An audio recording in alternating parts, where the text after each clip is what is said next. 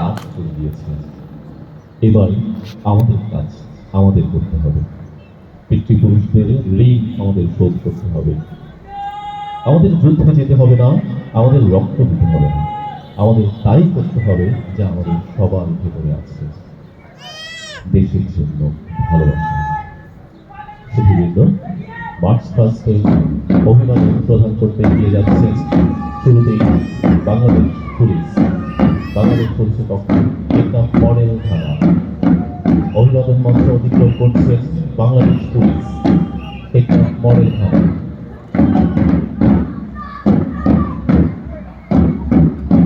এরপর মার্চ পাস্টে এগিয়ে যাচ্ছেন নৃত্য শপথে বাংলাদেশ আনসার